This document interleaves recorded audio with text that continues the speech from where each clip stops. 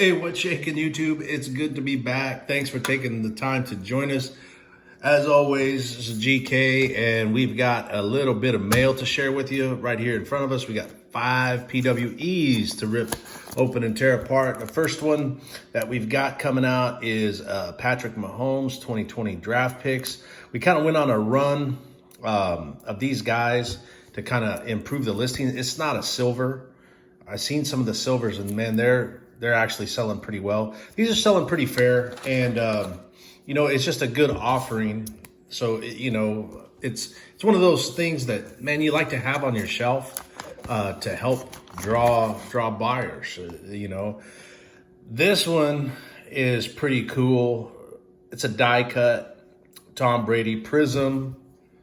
Looks to be 2014, so 2014 Prism die cut. I'm a big fan, going way back to the 90s of the die cut. A big fan of Prism, big fan of Tom Brady. And although this one is scotch taped very well, or actually that looks like packing tape. That's going to be even worse to deal with. This is a great card, and we got a great deal on it. It's amazing what search filters will do. And one of the things, one of our good friends, Soul Brother Cards, did an Instagram post on filters, and we kind of used some of that knowledge to help refine our buying habits. And really what it ended up doing was getting this to us for under $2. Believe it or not, that's crazy. Find any Tom Brady under $2. It's tough to do. Here is a red, white, and blue Prism, 2019 Prism of Joe Namath. It's the retail cello pack, fat pack version, red, white, and blue. I've always been a big fan of Joe Willie. One of the best moments in TV history, as far as I'm concerned, was the "I just want to kiss you" that he pulled on Susie Cobbler. Good times, and I love me some Joe Namath. But that was a pretty cool. We'll go with this one, and we got another QB, 2020 Prism draft picks, Kyler Murray, and this one, not numbered, not a Prism, just a simple parallel insert. Good card. The thing I really like these All-Americans this year, the background composition is nice. The card composition is nice. You see Kyler Murray with that pose, and although this is in his college uniform, there's a lot of Sooner fans. Sooners are a big deal out there in the sports world, the football world especially, and that's just a good-looking card. Whether it's on the OU Sooners shelf or the Arizona Cardinals shelf, it doesn't make much of a difference. It's going to do well and be a nice addition to our collection.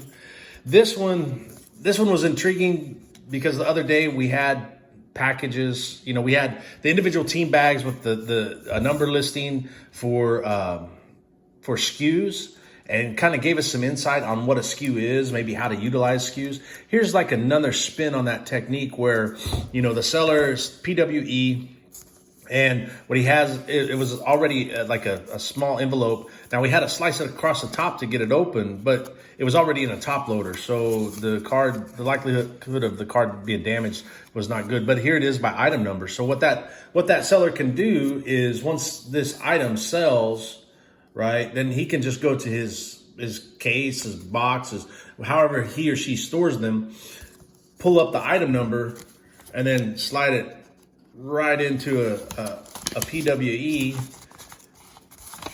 just like that, and there's no additional packaging required. So I thought this was a real cool technique, and I wanted to share it with you guys because it covers two things: how to protect the card and how to efficiently store and pack the card out for shipping. And what's inside there is even better than all of that.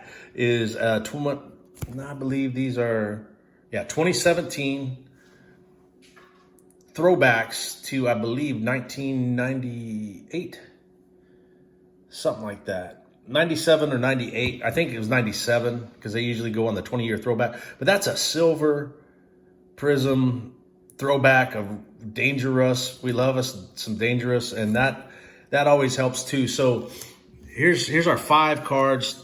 Pretty nice cards. Not a whole lot. I mean, they're not anything you'd write home about necessarily, but the thing about these 5 cards is they can help out these multi-variation listings for traffic, click through, all of the data and analytics that we're learning about as we go through this process.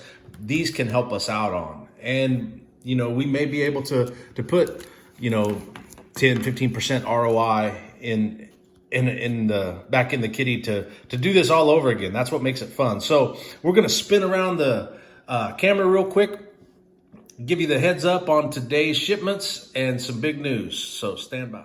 All right, so we're back right away, and we just wanted to take some time and share with you guys. We've got 6 PWEs and a bubble mailer to ship out from yesterday's sales. So between last episode and this episode, there is 7 more items that we're shipping out to customers today. Between yesterday's episode and today's episode, there was also 2 other purchases that we shipped out in between times that weren't on camera. And one of those purchases was a few episodes back. We went over a big lot and had some real nice cards. And basically what I'm trying to say is that DJ Moore Flawless, that card sold. So we were able to get the cards in on, I believe, like a Wednesday. Schedule was pretty tight, algebra season, man, all things are off the table during algebra season, believe me. But anyways, so we got the card on Wednesday. We ingested the card, i.e. put it on the digital store shelves on Saturday, and then on Monday, that card sold. So, we're looking at like Thursday, Friday, Saturday, Sunday, Monday. So in 5 days, and we were able to realize a pretty nice ROI, a return on investment in that card. So it's possible, like what we've been showing you, like these right here, and there's one multi-card shipment in there, but these right here, like they might just be dollar cards, which since we went to micropayments, that's like this is 86 cents. Now, what we've been able to do is pool that 86 cents into buying like that Flawless card and then putting it out there for an increased ROI. And that also really helped our bottom line as far as daily sales go, because yesterday that pushed us above the $50 threshold, up into the 60s. And traditionally, a lot of this mail that we're showing you, is about a $13 to $25 day. So, man, it shows the importance of getting your cards on the marketplace. You got to do the work and put in the due diligence. It also shows what a fair price can do to accelerate sales. The photography, that helped immensely, that photo box, and we'll talk about that in future episodes. So there's a lot of things that go in together that end up in this result. But if we're patient and we stick to our guns and make sure that we do these on a daily basis, man, there's a lot of potential there for whatever we want to do, So we just wanted to share, what's going out in the mail today. Also, too, we kind of did a thing, each Sunday, I kind of like to get with people and talk about like living the hobby high life.